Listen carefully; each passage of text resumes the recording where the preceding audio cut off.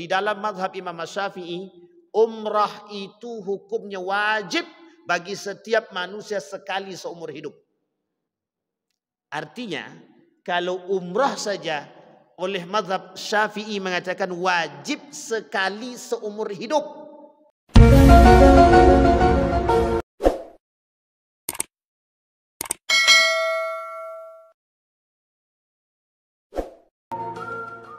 Assalamualaikum warahmatullahi wabarakatuh.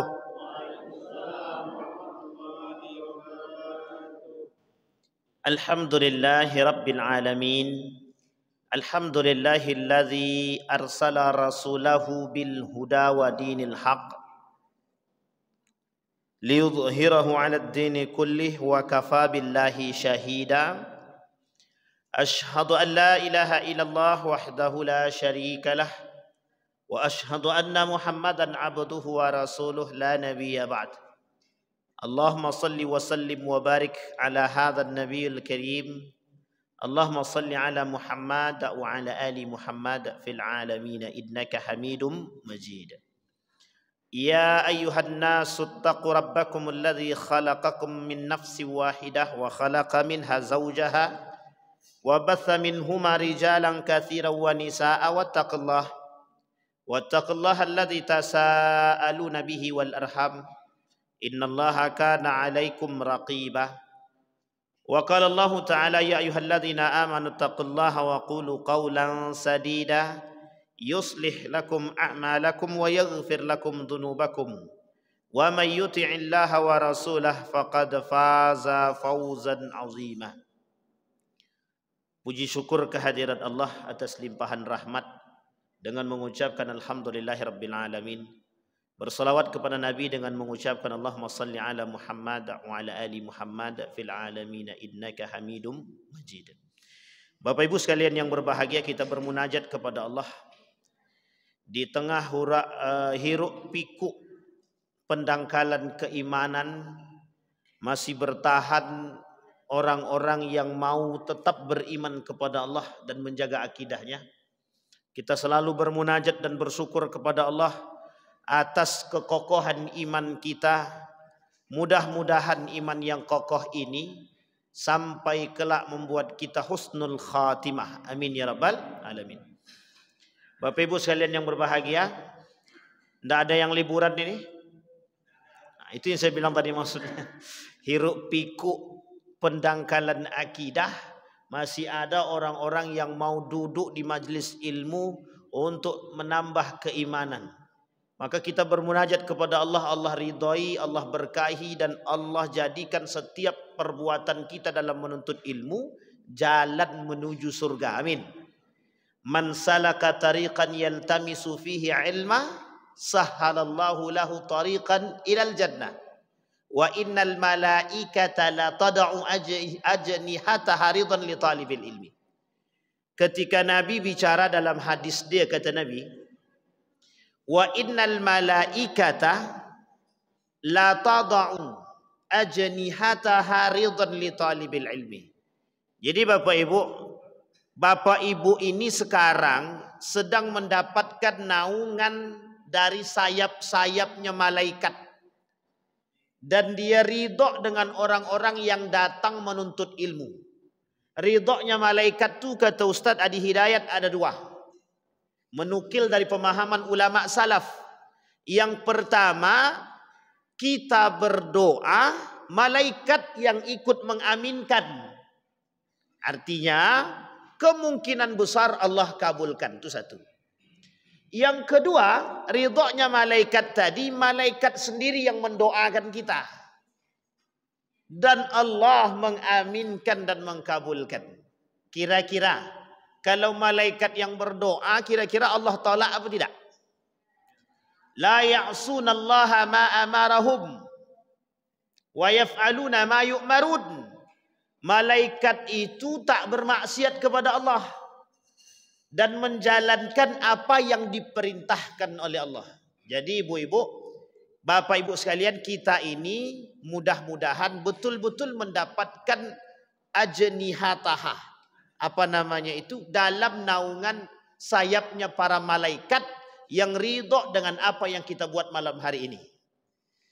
Hadis selanjutnya itu dikatakan oleh Nabi, wa innal anbiya la yarisu dinaran wala dirham. Para nabi itu tidak mewariskan dinar, emas, dirham, perak dalam bahasa kiasannya. Artinya mereka tidak mewariskan kepada kita ini duit, harta, tahta, jabatan dan kekuasaan. Tapi yang diwariskan oleh para nabi kepada ulama mereka adalah walakin yarithul ilma. Yang diwariskan oleh mereka adalah ilmu. Nah, Bapak Ibu sekalian yang berbahagia, mudah-mudahan Allah ridho dengan langkah Bapak Ibu semua. Amin. Mudah-mudahan besok kita ketemu di surga. Amin. Ibu-ibu kalau tidak tengok saya di surga besok kasih tahu sama Allah ya. Berani apa tidak? Kalau tak berani berarti curiga kita. Ya Allah, aku tak tengok Ustaz Ridwan lah di situ, kata dia. Tidak ada namanya Ridwan di surga itu. Kok kami tak tengok? Kata Allah, dia ada di neraka. Kata ibu-ibu belakang tu, lantaklah, lantaknya. Pandailah di situ sudah. Tak boleh begitu ibu-ibu ya. InsyaAllah. Mudah-mudahan setiap orang di antara kita punya syafaat untuk mengajak kawan-kawan terbaik kita menuju surga. Amin. Ya Rabbal Alamin. Baik Bapak Ibu sekalian yang berbahagia. Kembali kepada poin kita dalam kitab kita Al-Kabair yang kita kaji. Yang kemarin kita sampai kepada peninggalan atau meninggalkan perintah zakat. Meninggalkan perintah zakat. Ketika meninggalkan perintah zakat, masuk dalam kategori dosa besar. Dan kita sudah pelajari sekian banyak hadisnya, dalilnya sudah kita pelajari, bagaimana hukumnya, bagaimana progresnya, bagaimana dampak daripada perbuatan kita, mengapa Allah mengancam orang-orang yang kemudian melakukan dosa besar terkhusus meninggalkan zakat. Inti poinnya adalah orang yang tidak membayar zakat ada dua. Satu dengan sengaja tidak membayar zakat karena memang tak mau. Yang kedua, dia tidak memahami atau mengingkari kewajiban zakat. Yang mengingkari kewajiban zakat munafik, neraka jahanam. Yang tak mau bayar zakat tetap masuk neraka. Nah, artinya apa? Orang-orang seperti ini yang tidak bayar zakat dimasukkan ke dalam neraka, bisa jadi masuk dalam neraka sakar. Karena apa? Mereka menahan harta mereka untuk tidak memberikan zakatnya yang diperuntukkan bagi orang yang fakir dan miskin. Kata Allah, malakum malakum fi sakar. Masalakakum fi sakar. Kenapa kalian masuk dalam neraka sakar?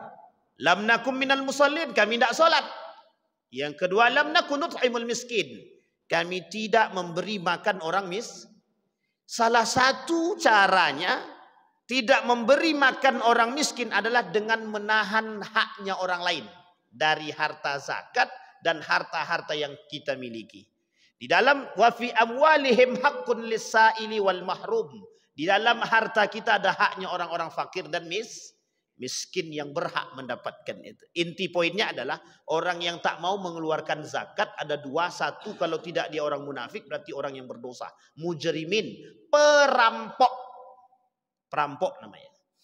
Pencuri, maling sama. Nah kemudian Bapak Ibu sekalian yang berbahagia, masuk dalam dosa besar yang selanjutnya yang keenam. Kalau zakat itu dalam kitab Al-Kabair ini masuk dalam kategori dosa besar yang kelima. Di dalam dosa besar yang keenam itu ada orang-orang yang iftaru yaumin min Ramadan bila uzrin. Orang yang tidak puasa tanpa sebab. Yang tak puasa tanpa sebab. Ini banyak Pak permasalahan puasa nih. Sekarang kita urut dulu.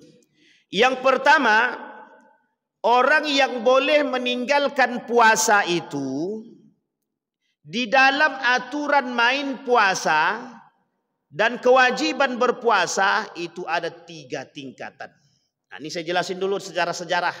Yang pertama, dulu puasa Ramadan ini itu dalam kategori perintah tapi tidak dipermasalahkan bagi siapa yang tak berpuasa.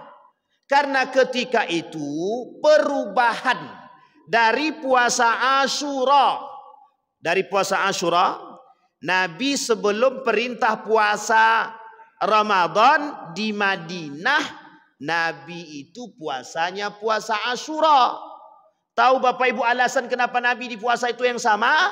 Kata Nabi kepada Allah dalam hadisnya itu dan kepada kaum Yahudi, Nabi lebih berhak terhadap Nabi Musa daripada kaum Yahudi itu sendiri. Sampai di sini paham Bapak Ibu? Sehingga kata Nabi, ana ahaqqu min, saya lebih berhak dari mereka. Sehingga Nabi melakukan puasa Asyura. Jadi kita nih sebelum Ramadan, puasa Ramadan, kita puasa Asyura. Dulu Nabi puasa Asyura, kita bukan.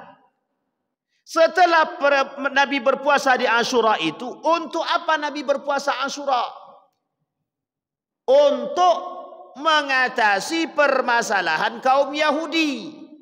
Karena kaum Yahudi berpuasa juga di puasa Asyura. Berbahagia terhadap pembebasan Nabi itu tadi. Disitulah Bapak Ibu sekalian yang berbahagia. Nabi berkata, aku lebih berhak daripada kaum Yahudi itu sendiri. Kenapa begitu? Karena Nabi ini Nabi, itu yang pertama. Yang kedua masih garis keturunan. Yang ketiga sama-sama membawa risalah keagamaan dari Allah Subhanahu wa ta'ala. Maka kata Nabi, ana ahaqqu minhu. Dari siapa? Aku kata Nabi lebih berhak daripada kaum Yahudi dalam memperingati hari Asyura, pembebasan Nabi Musa. Singkat cerita, Nabi berpuasa Asyura. Setelah Nabi berpuasa Asyura, turun perintah, ya ayyuhalladzina amanu kutiba alaikumus syiyam kama kutiba alal ladzina min qablikum. Pertanyaannya adalah, langsungkah puasa itu diwajibkan? Tidak. Jadi gini, puasa, tapi yang mau puasa silahkan, yang tak mau puasa tak ada masalah. Dikasih pilihan. Dikasih pilihan. Pilihannya apa? Kalau dia tidak puasa, boleh, tapi bayarlah fidyah. Atau dia berpuasa. Karena perubahannya dari 3 hari menuju 30 hari. Berat apa ringan? Bagi para sahabat ketika itu yang tetap beriman, mau tidak mau, karena keimanan mereka kepada Allah dan Rasulnya, mereka tetap berpuasa 30 hari. Tapi sebagian di antara mereka, Nabi sadar, Nabi tahu, kalau langsung dipaksakan 30 mesti banyak yang tak berpuasa.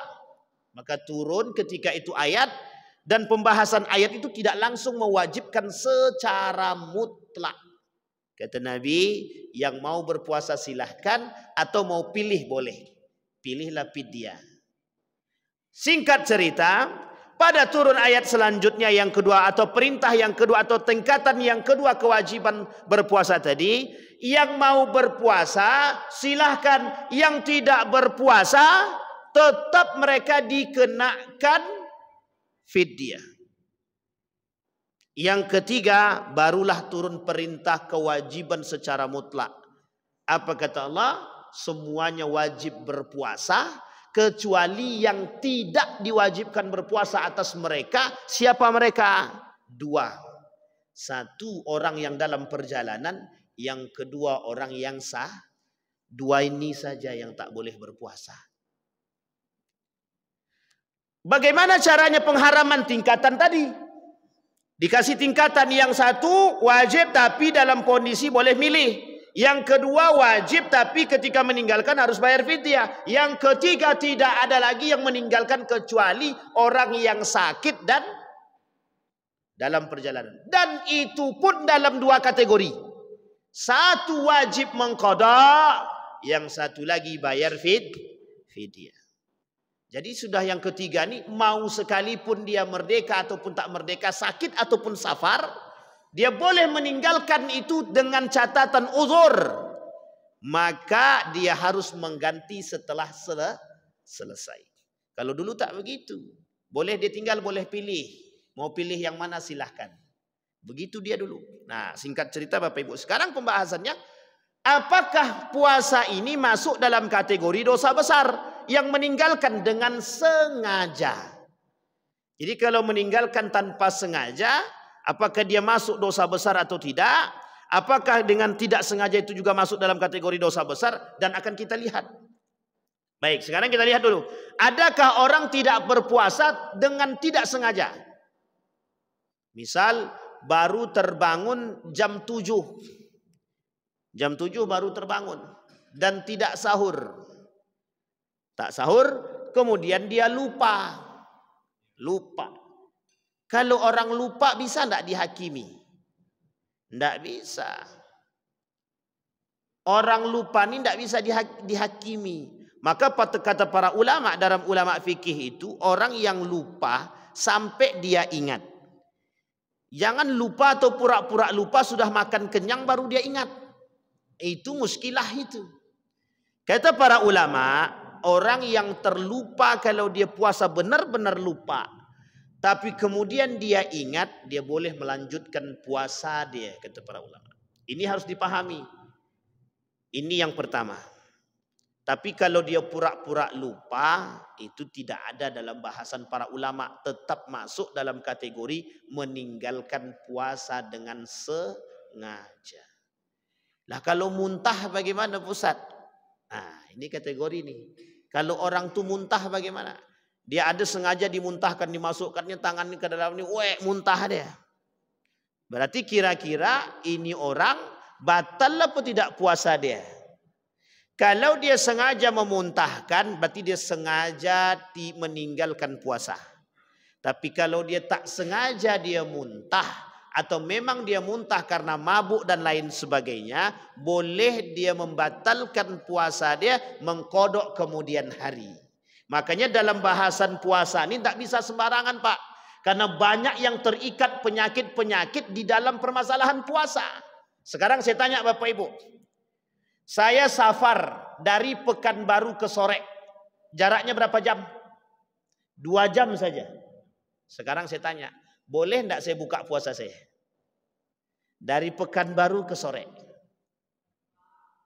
Jangan cepat-cepat main boleh tidak. Ada kayak ahli fatwa aja kita nih. Secara hukum boleh. Karena dalam safar. Boleh, tak ada salah. Ibu dari Pekanbaru ke Kerinci cuma 1 jam jaraknya pun. Tapi dalam kategori apa? Safar apa kata safar? Safar Zat. Bolehkah? Boleh, tak ada masalah secara hukum. Yang dikatakan oleh para ulama dalam hukumnya apa? Safar. Orang mengambil poin penting safar tadi. Sebagian ulama mengatakan poin pentingnya adalah safar. Kalau dia bersafar dia boleh membatalkan puasa. Kalau tinjauannya hukum. Sekarang kita tinjau dalam tinjauan etika. Cuman 1 jam rek. Masih mampu kita bertahan. Masa 1 jam saja kita tidak puasa. Dalam mobil tuh ada AC. Kecuali dalam mobil perjalanan 5 menit langsung muntah dia. Bolehlah. Atau memang tak bisa naik mobil. Nah, itu mungkin. Sampai di sini paham Ibu? Bedakan mana tinjauan hukum, mana tinjauan etika. Kalau secara hukum ibu-ibu, bapak-bapak tidak bisa protes. Kenapa tak boleh protes? Sebagian ulama dari 4 mazhab itu membolehkan asal dia safar, dia boleh membatalkan puasa. Sampai di sini paham? Sekalipun perjalanan yang dia tempuh hanya 1 jam. Jogja Pekanbaru 1 jam 45 menit naik pesawat. 1 jam 45 menit. Jogja ke Medan, tapi jaraknya kan sudah lebih 80 kilo itu. Safar apa tak safar? Dia safar deh. Waktunya cuma sebentar. Bolehkah dia tidak membatalkan? Boleh. Dalam pandangan mazhab Imam Ahmad ibn Hanbal, orang yang berangkat umrah di bulan Ramadan dia boleh membatalkan puasa dia.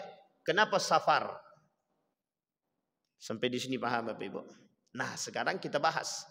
Yang tadi sudah, orang yang meninggalkan puasa dengan tidak sengaja. Dan itu kita sudah paham kondisinya. Ustadz, bagaimana misalnya kami sedang puasa. Tapi di dalam puasa ini kami melakukan perbuatan tidak bermanfaat, kemudian kami capek. dan kemudian pusing kami batalkan puasa. Bagaimana hukum dia? Kita ambil contoh. Ada ibu-ibu pergi ke pasar belanja baju untuk lebaran, sementara lebarannya masih lama. Capek dia keliling-keliling mall, pusing kepala dia, muntah dia, batal puasa dia. Apa hukumnya begitu? Kata para ulama, mengerjakan perbuatan yang tidak bermanfaat, kemudian timbul penyakit yang disebabkan karena sesuatu yang tidak bermanfaat, dimasukkan ke dalam kategori sengaja meninggalkan puasa. Tapi tak berlaku dalam mazhab yang lain. Sebagian mazhab yang lain mengatakan dia masuk dalam kategori dibenarkan membatalkan puasa karena dia sakit. Ingat ilahnya, sebabnya itu karena sakitnya. Sampai di sini bisa dipahami Bapak Ibu. Nah, kalau gitu kami ambil yang terakhir aja Pak Ustaz. Itu yang jadi masalah tuh. Makanya dalam ilmu fikih dan dalam ilmu dalam ilmu fikih itu butuh kecerdasan untuk memandang itu. Nah, kita ini, kami yang awam ini, yang orang-orang awam ini hanya bisa menukil perkataan para ulama dan tidak beristihad. Hari ini tidak ada ulama yang beristihad karena mujtahid hari ini hampir tidak ada. Karena orang yang hafal 60.000 hadis hari ini sangat jarang. Dengan hafal Al-Quran 60.000 hadis dan lain sebagainya itu sangat-sangat jarang sekali. Sampai di sini bisa dipahami Bapak Ibu ya. Nah sekarang kita masuk poinnya. Adakah orang yang sengaja meninggalkan puasa? Ada. Dua kategorinya. Yang pertama, orang yang sengaja meninggalkan puasa karena memang tidak mau berpuasa atau dengan alasan tidak kuat berpuasa. Sampai di sini paham? Bapak Ibu bisa dipahami Bapak Ibu ya? Orang yang seperti ini kategorinya fasik. Tahu dia kewajiban berpuasa tapi dia tidak berpuasa dengan alasan tidak kuat. Dengan alasannya itu tidak mau berpuasa, malas dan lain sebagainya. Pada kategori ini, orang ini disebut dengan fasik. Apa namanya Bapak Ibu? Fasik. Berarti apa mereka Ustaz? Sengaja meninggalkan puasa. Berdosa apa tak berdosa? Berdosa. Allah masukkan bara api ke dalam mulut dia. Hadisnya dhaif. Tapi dalam poin yang kedua ada. Apa kata mereka? Kami tidak meyakini kewajiban berpuasa.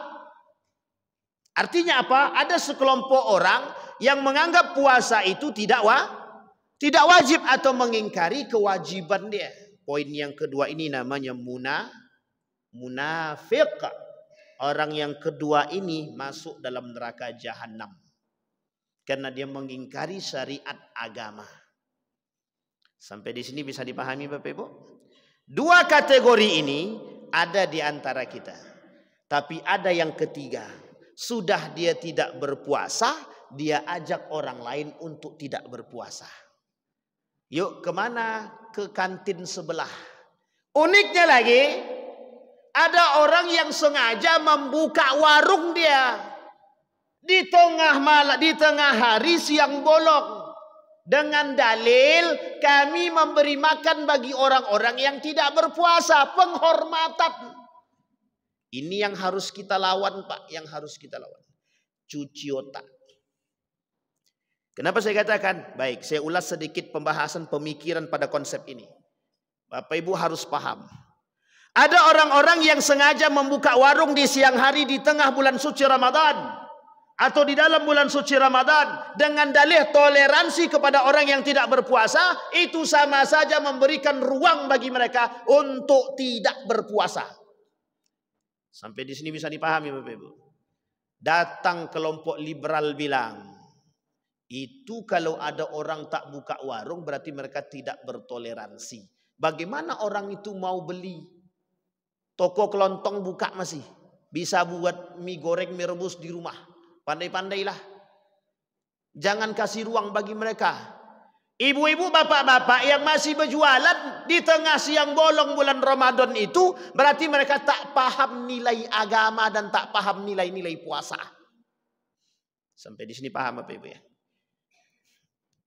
Berarti mereka menolong orang yang tidak berpuasa Ustaz. Zalim. Tapi Ustaz tuh kok cepat kali bilang zalim. Ya, Dalam pandangan saya dan para ulama mengatakan zalim. Tapi ada ulama yang membenarkan, memang ada sebagian. Loh, berarti kalau memang ada sebagian yang membolehkan, kan tidak ada masalah, Pak Ustaz. Memang tidak ada masalah. Cuman dalam pandangan kami itu bermasalah. Kenapa? Memberi ruang kepada pelaku dosa. Sampai di sini bisa dipahami Bapak Ibu. Beda lagi di tempat itu memang tidak ada jualan sama sekali. Ada orang sakit. Maka dia boleh buka warung dia hanya untuk melepaskan hajat orang sakit, setelah itu dia tutup. Tidak ada masalah. Jadi jangan sengaja Pak. Kalau sekarang ini dengan dalih toleransinya, dengan dalih toleransi dan menghargai dan menghormati orang yang tidak berpuasa. Orang yang tak berpuasa yang kita hormati. Pelaku maksiat, pelaku dosa kepada Allah yang kita hormati. Itulah bahasanya orang liberal. Sampai di sini paham Bapak Ibu? Jadi besok Bapak Ibu, kalau kita pemikiran kita digiring kepada hal demikian, besok kalau ada orang yang tidak berpuasa di depan mata kita, itu sudah kita anggap biasa. Kenapa? Karena kita disuruh membiasakan terhadap atau menghormati orang-orang yang tidak Kalau dulu terhina sekali orang yang tak berpuasa, sampai-sampai tak berani mereka makan di depan kita. Dulu begitu, kalau sekarang tidak. PD-nya kakinya goyang di bawah tuh. Rupanya warung makan buka setengah. Setengah ke atas tutup, setengah ke bawah buka. Rupanya nampak kaki-kaki itu goyang di bawah. Sedang makan kopi. Minum kopi, bukan makan. Minum kopi. Alasannya sama yang tadi saya katakan. Kalau terus-menerus kita seperti ini, Bapak Ibu sekalian yang berbahagia, kita digiring untuk membiasakan melakukan dosa-dosa besar. Pada akhirnya kita biasa terhadap orang-orang yang tidak berpuasa. Kenapa si Anu itu tak berpuasa? Kata kawan samping, udah biasa aja. Memang dia biasa nggak puasa kok. Akhirnya kita terbiasa begitu Pak. Tidak ada lagi dalam hati kita tuh menengok orang tuh, kok dia nggak puasa, kok badan sehat, ini sehat tapi tak berpuasa. Kita sudah tidak ini lagi, tidak respect, biasa saja, tidak antipati dan tidak simpati. Tapi kalau dulu si Anu tuh tak berpuasa. Setiap orang di antara kita memandangnya berbeda. Orang yang tidak berpuasa tadi merasa bersalah. Sehingga dia tak mau berjalan terlalu jauh karena dia tak berpuasa. Atau dia tak berani makan di hadapan orang yang berpuasa. Bahkan orang yang sakit pun tidak mau makan di hadapan orang yang berpuasa. Sampai di sini bisa dipahami Bapak Ibu? Baik. Nah, ini kondisi kita hari ini. Nah, muncul kelompok-kelompok tertentu dengan sengaja menggiring pikiran kita untuk membiasakan terhadap orang-orang yang melakukan dosa-dosa besar, terkhusus pada hal puasa tadi. Sehingga kita dianggap untuk menghormati. Hormatilah, hargailah orang yang tidak berpuasa. Harusnya bukan begitu. Hei orang yang tak berpuasa, hargai orang-orang yang berpuasa. Itu harusnya. Sekarang tak begitu. Kita disuruh. Apa kata aturan Menteri Agama waktu itu? Kata Menteri Agama himbauannya, tolong hargai juga orang-orang yang tidak berpuasa. Boleh buka warung. Coba. Jadi memberikan ruang kepada itu. Sehingga mohon maaf, anak-anak zaman sekarang ini banyak yang tak berpuasa. Anak dulu umur 5 tahun mereka berani berpuasa. Kuat dia. Karena dorongan orang tua, pengawasan orang tua. Kami puasa. Malu dia tak berpuasa sementara kawan-kawan dia puasa. Kalau sekarang tak, anak umur 10 tahun. Kenapa tak puasa nak? Nggak kuat lagi perut dah. Sakit gitu dia. Boleh Pak. Boleh. Boleh.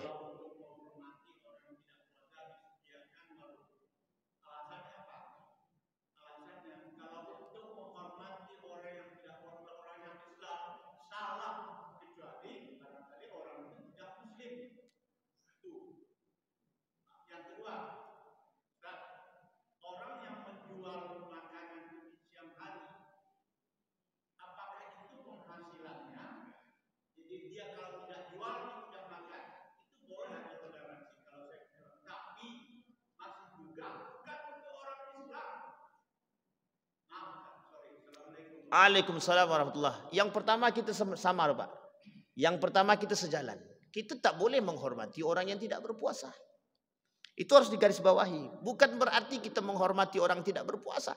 Kita nih bukan menghormati orang yang tidak berpuasa. Karena himbauan Kementerian Agama itu adalah waktu itu kita disuruh menghormati dan menghargai orang yang tidak berpuasa dengan membuka warung. Itu ketika itu. Makanya saya katakan kita ini sedang digiring otak kita untuk membiasakan dosa-dosa besar. Itu satu poinnya. Yang kedua, adakah aturan ketika itu yang dikeluarkan Menteri Agama? Ada. Dan aturan yang dikeluarkan oleh Menteri Agama wajib dipatuhi harusnya. Betul. Dan itu boleh di bawah aturan pemerintah daerah. Diatur. Boleh sangat. Kita ambil contoh. Warung boleh buka dari jam 2 sampai sore. Itu sudah ada aturannya. Ada. Dulu seperti itu aturannya dari pemerintah daerah. Boleh buka warung itu di atas jam 2. Jam 2 ke atas. Itu kan berarti sudah mulai mendekati. Islam tidak pernah mengorbankan nyawa manusia siapapun dia, apapun agamanya, tidak pernah dikorbankan oleh Islam. Ingat itu, Pak. Itu poin penting yang harus kita tanggapi. Tapi kan kehidupan dia dari jualan itu, Pak Ustadz. Sekarang saya tanya. Selama 11 bulan kita melakukan transaksi jual beli, kemana penghasilan kita? Akankah kita berpikir untuk menyimpan itu sehingga ketika Ramadan kita kemudian menutup itu, atau kemudian kita berjualan setengah hari menjelang berbuka puasa? Tak salah kah? Tak salah. Itu kebijakan. Boleh, tak ada masalah. Didukung oleh kebijakan pemerintah. Dulu Bapak Ibu, tahun 2015, saya masih ingat betul itu, ada aturan pemerintah. Apa aturannya? Boleh buka warung di atas jam 2. Mau itu warung sate dan lain sebagainya. Dalilnya adalah ketika itu, karena kenapa harus jam 2? Mereka harus siap-siap dulu, bakar dagingnya dan lain sebagainya. Sehingga jam 4 setelah sholat asar, orang sudah mulai berdatangan ke pasar kaget. Sampai di sini paham Bapak Ibu? Kita tidak melarang sama sekali. Dan tidak ada. Bahkan agama Islam sama sekali tidak pernah melarang orang-orang untuk berjualan. Hanya saja yang tidak disetujui oleh para ulama, terkhusus ketika itu pandangannya adalah jangan memaksa umat muslim untuk menghargai orang-orang yang tidak berpuasa. Itu konteksnya yang harus kita tekankan. Kenapa saya angkat ini? Karena waktu itu banyak sekali himbauan-himbauan seperti itu hanya untuk menghargai orang yang tidak berpuasa. Bapak Ibu harus perhatikan, bukan masalah toleransinya, tapi bagaimana kita dipaksakan untuk membiasakan terhadap dosa-dosa besar. Coba bayangkan jika kita terbiasa dengan orang-orang yang melakukan dosa besar, maka akan banyak pelaku dosa-dosa besar yang lain yang dalam kacamata kita, oh sudah biasa kok. Sudah biasa kok. Itu kalimat yang paling sering kita dengar. Boleh lihat sekarang Bapak Ibu. Anak-anak muda di atas 10 tahun banyak yang tidak berpuasa dengan alasan apa? Hendak kuat. Anak muda di atas 10 tahun. Dulu anak kecil 5 tahun mereka berpuasa. Malu dia tak berpuasa. Zaman kami Pak 5 tahun tak berpuasa, habis kena sikat sama orang tua. Kalau sekarang tak. Dia tak sanggup puasa Ustaz. Gimana kita mau paksakan dia puasa? Nanti pingsan dia, mati dia. Saya kasih tahu sama Bapak Ibu. Orang yang tidak makan 3 hari berturut-turut tidak akan mati. Kecuali sudah takdir Allah. Itu sudah pasti Pak.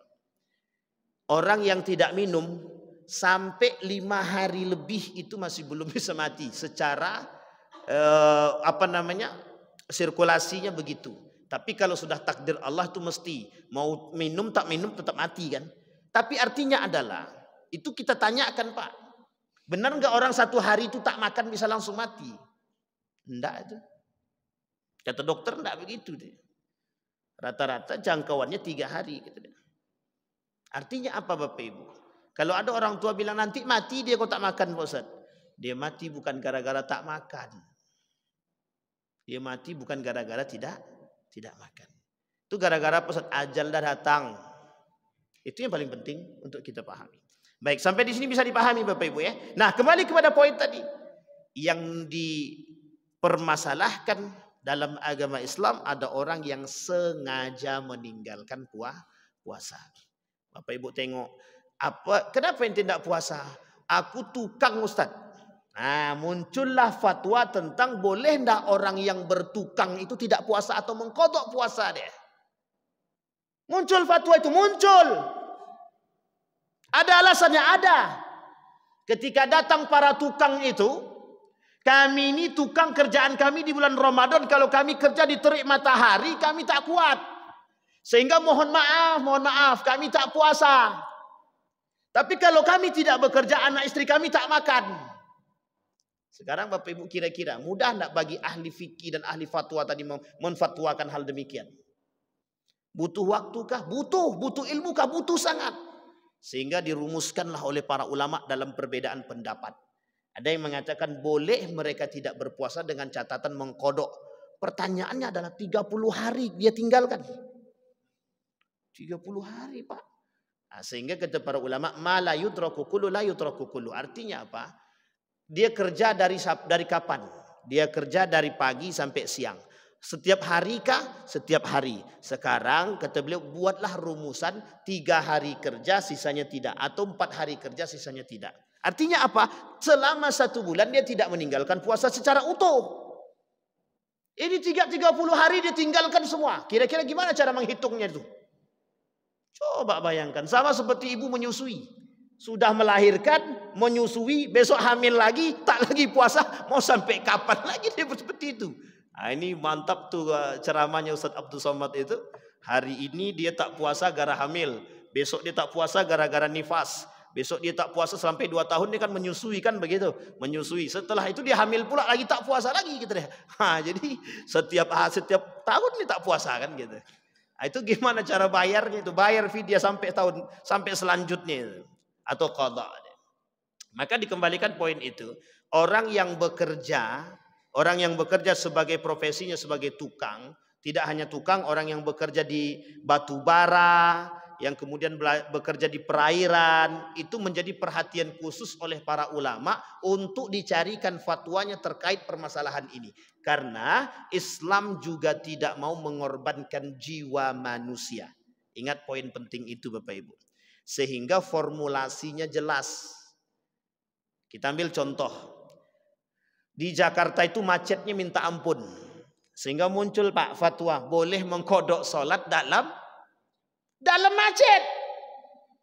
Coba keluar fatwa boleh mengkodok sholat ketika dalam keadaan macet. Lah kalau macetnya dari pagi sampai besok lagi, itu kodok sholat apa namanya begitu? Bahkan boleh menjamak sholat kata dia. Misal dia terlambat, dia mau sholat asar tertinggal. Sholat maghrib dia ketinggalan, dia pulang setelah asar. Kemudian dia ketemu dengan macet sampai waktu isya. Artinya dia tidak sholat maghrib. Kata para ulama, boleh dia menjamak sholat maghrib dia tadi ke isya. Dia sampai rumah jam 12 malam sholat isya. Setelah sholat isya baru dia sholat maghrib. Boleh, tidak ada masalah. Bukan mengkodok yang menjamak. Dan keluar fatwa. Artinya apa? Kondisi sama Pak. Dulu tidak ada namanya fatwa boleh meninggalkan puasa bagi tukang. Sehingga para ulama memformulasikan itu. Bagaimana kalau kondisinya tukang. Kalau dia tak kerja, dia tak digaji. Sehingga muncul Pak. Kalau mereka kerja di siang hari, mereka nggak kuat. Banyak alternatif yang diberikan. Kalau memang terpaksa juga harus bekerja demikian, maka ada ulama yang mengatakan dibenarkan untuk mengqadha puasa dia selama 30 hari yang dia tinggalkan. Tapi jika bisa diformulasikan kerja malam siang istirahat itu lebih baik. Cuman masalah kalau kerja malam kan banyak biaya keluar. Itu banyak yang punya perusahaan pun tidak mau dia. Mesti kan was-was juga, banyak duit aku keluar nanti. Sampai di sini paham Bapak Ibu ya. Nah, sekarang Bapak Ibu sekalian yang berbahagia, apa ancaman Allah bagi orang yang sengaja meninggalkan puasa? Man aftara yauman min Ramadan bila udhrin lam yaqdihi siyamad dahri wa insamahu. Wa an Ibnu Abbas radhiyallahu anhuma aral Islam wa qawaidid din thalatha syahadatu an la ilaha illallah wassalatu wa shaum Ramadan faman tarakaha wahida minhunna fahuwa kafir. Sampai di sini paham Bapak Ibu? Na'udzubillahi min. Orang yang sengaja meninggalkan puasa tanpa uzur kufur. Dia kafir bukan murtad, tapi dia tidak keluar daripada Islam, hanya saja dia kufur. Itu disampaikan. Itu dah keras sekali itu. Kalau dah dikatakan begitu dalam hadis Nabi itu dah yang paling keras lagi. Kalau orang kufur itu banyak nerakanya. Bisa masuk neraka jahanam, bisa masuk neraka sakar, bisa masuk neraka wil. Tergantung mana yang Allah kehendaki. Pertanyaannya adalah, mengapa orang hari ini begitu mudah meninggalkan puasa? Karena ancaman Allah itu tak nampak secara zahir. Tapi coba api neraka itu langsung ada di muka bumi ini. Saya yakin tak ada yang berani meninggalkan puasa. Itu tak akan ada. Jangankan api neraka. Api kompor saja yang dibakar ke dia. Tak akan ada yang mau meninggalkan puasa. Tapi karena azabnya Allah itu, hukuman Allah itu tak Allah tampakkan di dunia. Jadi orang tak. Artinya apa? Mereka tak beriman. Tidak beriman. Sampai di sini bisa dipahami Bapak Ibu ya. Jadi orang yang sengaja meninggalkan puasa tanpa ada uzurnya disebut dengan fahuwa kafir atau kufur. Sekarang pertanyaannya, yang mana? Yang sengaja meninggalkan karena mereka tahu atau dia sengaja mengingkari kewajiban sholat? Kalau dia sengaja mengingkari kewajiban sholat, kewajiban puasa, artinya dia tidak percaya bahwa puasa Ramadan itu wajib, maka hukum dia munafik, dan munafik itu masuk dalam nerakanya neraka jahanam. Sampai di sini bisa dipahami Bapak Ibu? Baik. Al-kabira as-sabi'ah. Masalah puasa sudah tidak ada pertanyaan? Ada pertanyaan Ibu-ibu tentang puasa Bapak Ibu? Nggak ada ya?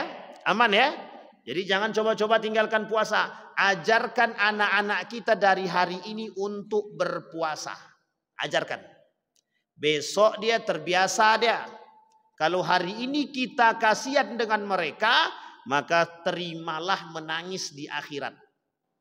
Kenapa? Loh kok anakku masuk neraka? Orang tak terbiasa puasa kok. Sampai di sini paham? Jangan kasihan sama anak. Kalau dah letoy, dah tampak, dah mau sekarat, dia baru kasih makan, boleh, tak ada masalah. Makanya Bapak Ibu ada bahasa begini, anak kecil diajarkan puasa setengah hari, betul ya? Dan itu tidak salah. Pernah seorang sahabiat itu mengajarkan anaknya berpuasa, tapi tidak sampai selesai, hanya setengah hari. Dan Nabi hanya mendiamkan saja.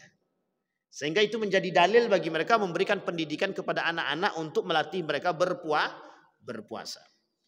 Yang al-kabirah as-sabi'ah, dosa besar yang ketujuh, fi tarkil hajj ma'al qudrati alaih. Orang yang meninggalkan haji dengan sengaja. Saya tak bahas haji itu secara detail sekarang. Tapi saya ingin katakan kepada kita semua Bapak Ibu, di dalam mazhab Imam Syafi'i, umrah itu hukumnya wajib bagi setiap manusia sekali seumur hidup. Artinya, kalau umrah saja oleh mazhab Syafi'i mengatakan wajib sekali seumur hidup, apatah lagi haji. Tapi ingat, ada dalilnya mengatakan walillahi 'alan nasi hajjul baiti man istata'a ilaihi sabil. Jika mampu, ada sebabnya. Sekarang mampu ini ada dua, mampu secara fisik, zahir maupun batin. Sekarang saya tanya, ada orang kaya yang sekarang berangkat haji? Yang tak mau berangkat haji ada enggak orang kaya yang tak mau berangkat haji? Ada. Tapi sekarang terbalik. Itu dulu. Kalau sekarang orang kaya mau berbondong-bondong berangkat haji, mau ngapain? Mau ngapain? Mau selfie. Mau cari gelar haji. Jadi ada kasus, ini ada kasus. Ada kasus. Ini saya kasih tahu sejarah biar Bapak Ibu paham. Orang yang pulang haji, yang punya tradisi panggilan haji itu cuma di Indonesia. Kalau tak dipanggil haji, aku ni dah haji, kenapa kau tak panggil aku haji? La ilaha illallah. Jadi pengen ke sono, cuma pengen dipanggil haji aja. Nah, ini muskilah nih Pak. Insya Allah, mudah-mudahan di pertemuan yang akan datang kita bahas secara konkret orang-orang yang sengaja meninggalkan haji itu dalam tahapan seperti apa saja dan bagaimana prosesnya, apakah ada prosesi penambalan haji atau pemberian gelar kepada nama haji itu sendiri dan kapan itu bermula. Insya Allah kita bahas di pertemuan yang akan datang. Mudah-mudahan ada manfaat bagi kita semua. Fa'tabiru ya ulil absar la'allakum tuflihun. Assalamualaikum warahmatullahi wabarakatuh.